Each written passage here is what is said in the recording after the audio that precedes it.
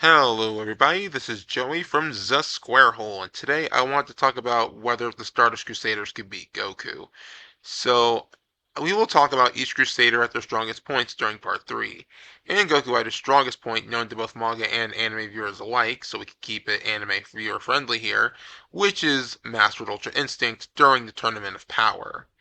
So without further ado, you waited for it, wanted it or dreaded it, let's get into this. So we're going to start off with the Stardust Crusaders. So there's no way the users themselves could be that useful in a straight up combat situation like this. So we're going to scale the stance instead. Besides, I was in for a ride finding these things for myself, so I hope you learned something new too. So we're going to start off with Silver Chariot. This guy is stronger than I thought he was, so let's go ahead and go over this. So his abilities are that he's a close range stand with a rapier that can cut through rock and concrete with blistering speeds. This guy has armor that protects the stand and Polnareff by extension while equipped, but it lowers his speed. But when that armor is gone, he becomes fast enough to create after images. And he can launch the blade of his rapier that can bounce off surfaces for a one-time ranged attack. As for speed, this is where it gets absurd. He is consistently light speed, if not massively faster than light.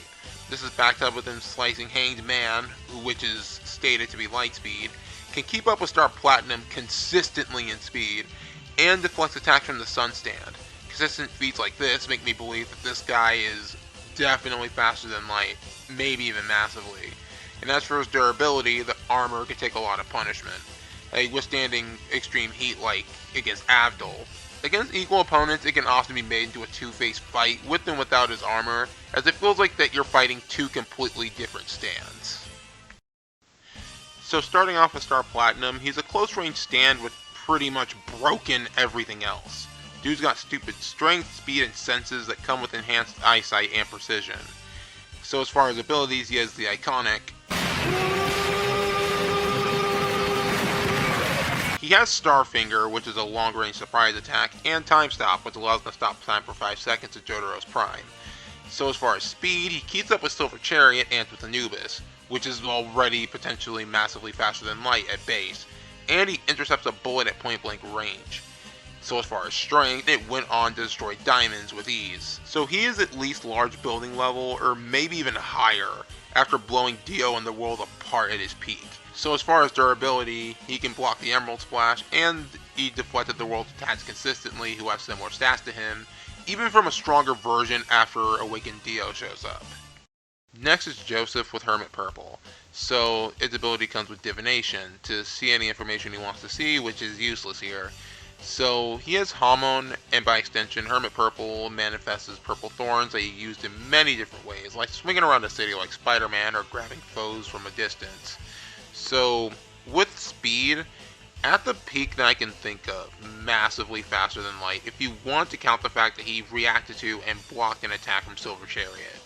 So, at absolute worst also, he's like high hypersonic speed, since he did dodge Space Ripper Stingy Eyes. So as far as strength, Hermit Purple was capable of killing the Empress, which is not that impressive compared to the other Crusaders. Dio says himself that it's the weakest stand of the Crusaders. So as far as durability, he survived getting launched up on a rock from an eruption from 100 kilometers up and landed in the middle of the ocean, which is around building level, if not large building level. So next in line with the Crusaders is Magician's Red. So he has Pyrokinesis, which he can use to make flames strong enough to melt railroad tracks in a matter of seconds and disintegrate metal pieces in the air.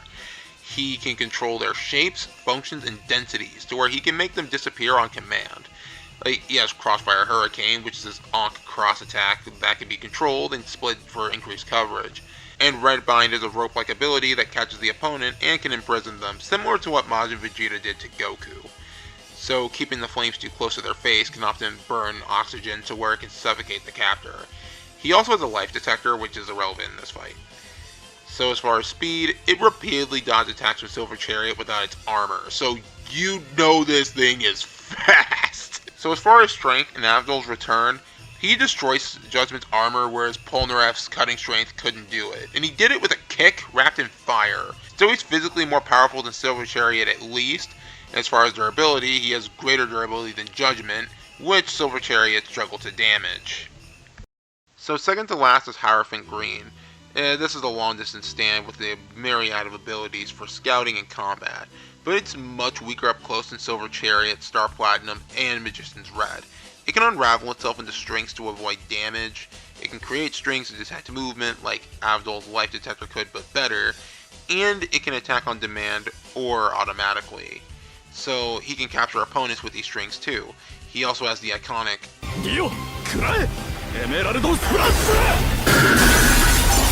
which is as simple as it is effective. It's rather spammable for how strong it is too, so these in combination can make the 20-meter Emerald Splash. He rounds out the party incredibly well too, giving him a versatile long-range fighter. So as far as speed, he's high hypersonic if not higher, as he can perceive 1/10,000th of a second in his dying moments. So that's pretty insane to me. So I would say it's around the same with Hierophant Green out, which is like way slower than Polnareff, as Polnareff blitzed him from behind and knocked him out when the baby stand user was around. So as far as strength, the Emerald Splash was strong enough to damage Dio, and it wounded Star Platinum early in the series, so it's decently strong. So as far as durability, he did take a punch from the world when Dio first brought it out, and survived a beating from Star Platinum who was holding back, but it did lead to a hole in the roof, so it's not the worst durability feat out there. Either way, Hierophant Green's no joke, and we can move on to the last stand. Lastly, we have the Fool. So it's similar to Magician's Red to where it can manipulate things around it, but it's to an absolute extreme as it can only be brought out with nearby sand. It does make the stand visible, however, Iggy is the one user among the Crusaders that can't be harmed when the stand is taking damage, as the stand can't be damaged. Like, they can only hit the sand, but not the stand itself. So it has the ability also to shapeshift into anything like weapons, a glider, or even people, as he tried to do that against Vanilla Ice when he turned the stand into Dio. And the copy could speak too, and did a darn good job at it. As far as speed, it's hard to say. He did blitz Pet Shop at the end of their fight, which does not appear to be any faster than your standard Falcon, with the descent speed of over 300 kilometers per hour, which is around subsonic level. Whereas he was overwhelmed by Pet Shop's much faster stand in Horus.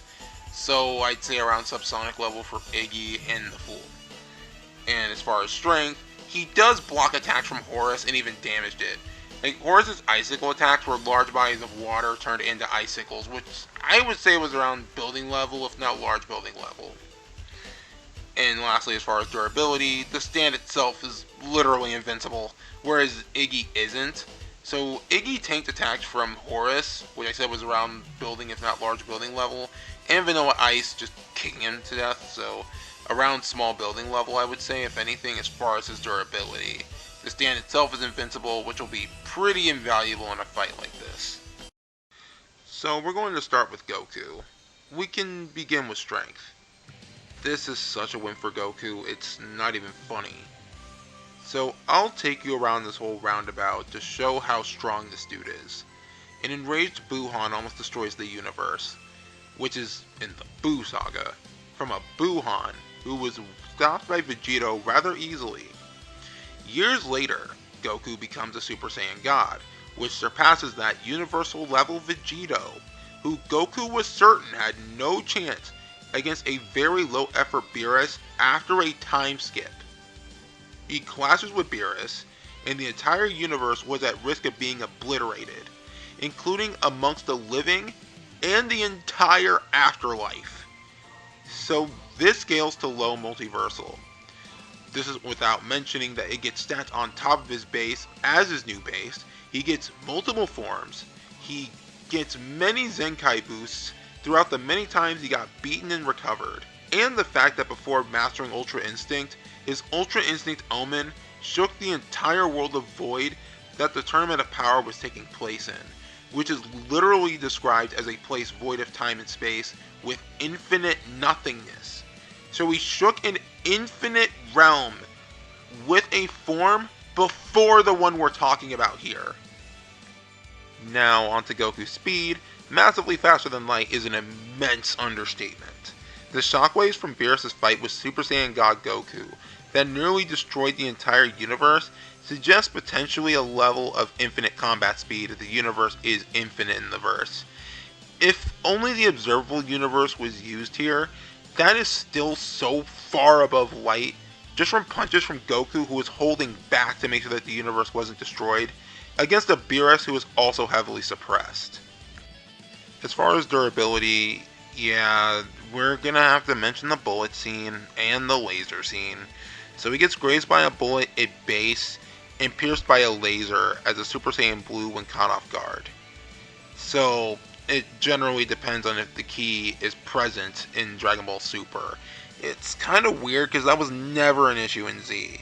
Like, because there were a lot of examples of characters getting struck without any visible key and not taking any kind of lethal damage. However, with his key, he does take attacks from Jiren, who is far stronger than Super Saiyan God Goku, who almost accidentally destroyed the universe at one point. Now, going over Goku's abilities in this, he has Mastered Ultra Instinct, where Goku puts the controller down and he automatically dodges, attacks, and counterattacks with increased durability and power. He has Instant Transmission, the Kamehameha, Kaioken, Spirit Bomb, the Destructo Disc, Solar Flare, all backed up with such ridiculous power behind it. So Goku in Super is casually Universal Plus at base after Battle of Gods, due to the God form being added to his base. His speed is so far above any of the Crusaders, and he just speed blitz and kills all of them. So now that we've gone over that, who is the strongest Goku that they can defeat? So after much deliberation, the strongest Goku they can defeat is early Ozaru Goku. Let me explain this one. So in terms of speed, Goku as a kid moved at light speed since his fight with Tien. Not since Dispo and his mistranslated move's name. I've seen this go around quite a bit. The move is called Super Speed Mode, not Super Maximum Light Speed Mode. So in response to Tien using the Solar Flare, a light-based attack, he saw the attack coming, reacted by running and grabbing Master Roshi's sunglasses, and putting them right on when he got to that spot before the light reached him at that exact same spot at a close distance. The latest I would say that he went to Master Faster Than Light is in the Namek Saga, when he becomes a Super Saiyan. And this is while ignoring the fact that base Goku at that point deflects death beams from Final Form Frieza no problem. So going into strength, no form of Goku in Z is too weak to one-shot any of the Crusaders. Piccolo in the beginning of Z destroyed the moon in seconds, and Goku is stronger than that version of Piccolo. Even in Dragon Ball, anytime after Goku drinks the holy water and trains with Korin, he is just sort of his Ozaru form and multipliers as a low ball. And his durability falls in line with this line of thought too. So his durability at that point would be way too much, especially anything afterwards. Moon level durability even in Z is too much for them to take, and even if we grant them the speed advantage, they could never actually damage Goku. So the only one they actually win in every category is Ozaru Goku. Now we have a fairly interesting sub-round in Goku vs the Stardust Crusaders at even stats. Now, which of the stands would I give the stats of to Goku? So the answer here will be Star Platinum the World, as that's the strongest point that the stands have gotten in this part. And we don't want any room for doubt here. So the point of this round is to nerf Goku. So it's to make it a much more even playing field. We will make him the strongest Star Platinum in the world with all of his own abilities, except Kaioken, as it would defeat the point of this round. So I think this goes without saying that Goku gets stomped very badly. So Goku does get outnumbered, and his only advantage in this fight will be Instant Transmission and Solar Flare. So Master Ultra Instinct, the last time I checked, does not allow him to see stands, so it's useless in this fight versus the stands themselves. And Kakyoin's 20-meter Emerald Splash can potentially invalidate Instant Transmission since he can't see the nets, and Jotaro's Time Stop would be a great answer to it too. And his Ki Blast would be deflected reliably by Silver Chariot, Star Platinum, and Magician's Red in the situation, all of which he can't see. So yeah, Goku outright loses this round. It's a pretty bad stomp, really. This is as far as the actual power scaling goes. So why is there so much time left in this video? Well, this whole thing has been under the lens of stats and how it would all go down in just that. But the video isn't Goku stats versus Stardust Crusader stats. It's could the Stardust Crusaders beat Goku? So can they do that? The answer is yes, but it does require certain things. It can be as simple as Goku in Super, specifically with no visible ki, and him getting heavily damaged or even killed by any of the Crusaders. But what's the fun in that? I want to set up the situation for you so that they can win. And JoJo is just as much of a series about circumstances and strategy as Dragon Ball Z and Super are about combat. So, how would this go down? Goku is quite the eater, and if the Crusaders were all alive, I'd imagine a night out eating would be a great way to unwind. Let's say Abdul, Iggy, and Kakyoin were brought back with the Dragon Balls. So I'd imagine a random encounter can happen. They meet up at Denny's. No, scratch that. They meet up at Dave and Buster's, as Kakyoin might want to hit up the games there too.